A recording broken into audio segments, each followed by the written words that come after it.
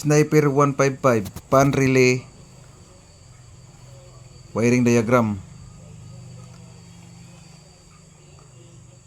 Kaning pula mao ni ang permanent supply gikan sa positive niagi og fuse. Panglitan, init na kayo ang imuhang Sniper 155. Wa na day mo tuyok ang pan. Ang nagdala niya og function relay.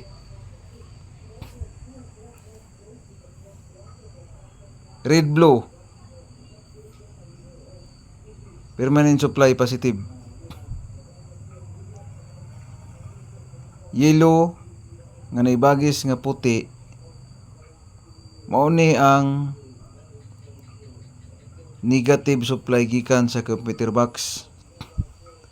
Timan niya yellow nga nay puti. Ground supply gikan sa ECU.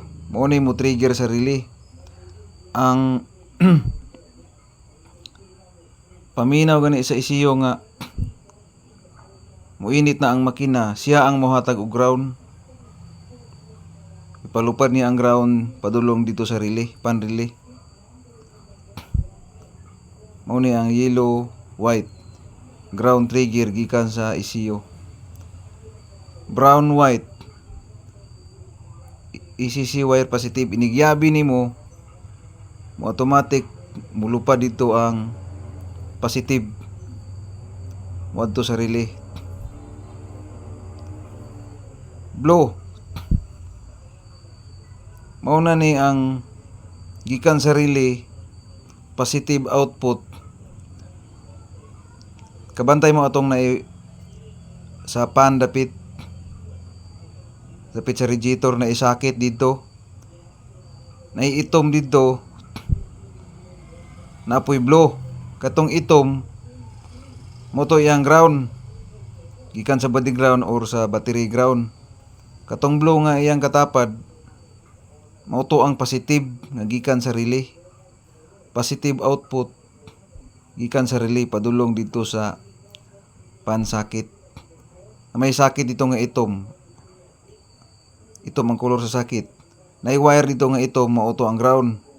Katong blue niya mao to iyang positive output gikan sa relay.